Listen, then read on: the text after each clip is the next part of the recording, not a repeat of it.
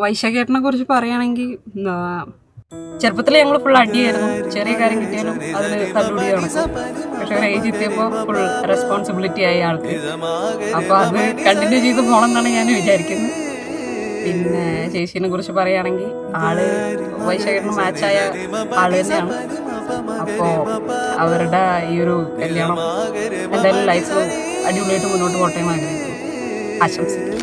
விழிச்சிறையில் பிடித்தாய் விலகுதல் போல் நடித்தாய் தினம் தினம் துவண்டே தளிரே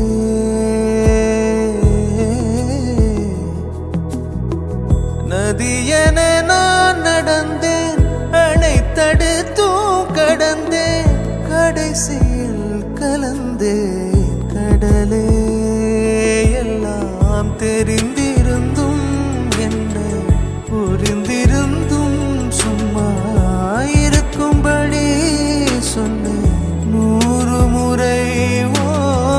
பூவெடுத்து நீரில் பொத்தி வைத்து பாரு வந்துவிடும் மேலே வஞ்சிக்கொடியே சொன்னாலும் கேட்பதில்லை கண்ணி மனது மறைத்து வைத்தேன் சொல்ல தடை விதித்தேன் நெஞ்சை நம்பியிருந்தேன் அது வஞ்சம் செய்தது சொன்னாலும் கேட்பதில்லை கண்ணி மனது.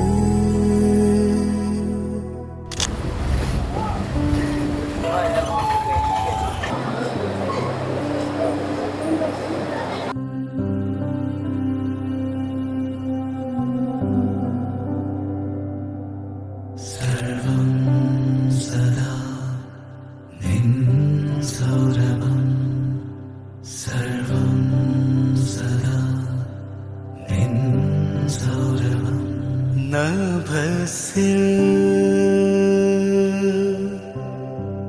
പൂർണ്ണ വിധുപോ വദനം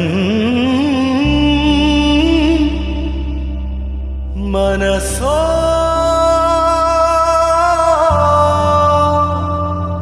അമൃതം നിയതം അമൃതം നിയതം സദാ നിൻ സൗരഭം സർവം സദാ നിൻ സൗരഭം നഭസിൽ പൂർണ്ണ വിധുപോ വദനം മനസോ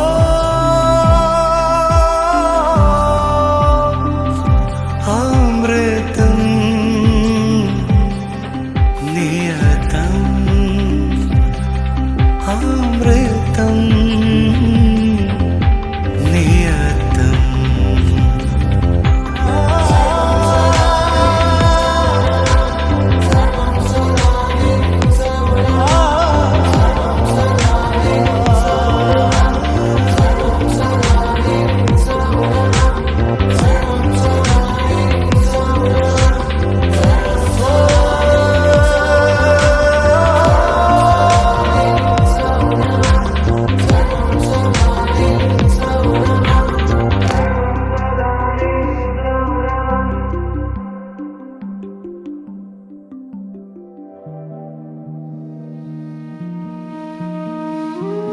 വൈശാഖൻ വീട്ടിലോട്ട് വരുമ്പോഴാണ് ഒരു ഓളം ഉള്ളത് ആക്ച്വലി.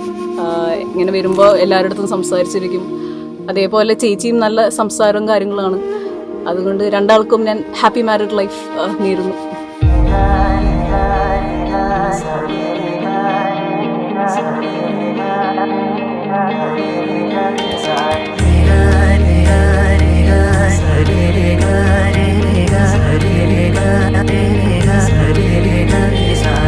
കണ്ണോരത്ത് കൈദൂരത്ത് നീ എന്നോടെന്നും ചേർന്നിരുന്നു ചാരത്ത്. കണ്ണോരത്ത് കൈദൂരത്ത് നീ സ്വപ്നം പോലെന്നുള്ളിൽ പെയ്യും നേരത്ത്. കോർക്കാം ഇരു കൈകൾ ഇനി പോകാം കാലങ്ങൾ നാം ഓരോ ജന്മങ്ങൾ തേടുന്നു. കേൾക്കാം മഴ തോരുമ്പോൾ മൗനം മൂടിയ മോഹങ്ങൾ നീ മായാജാലങ്ങൾ പോലെ.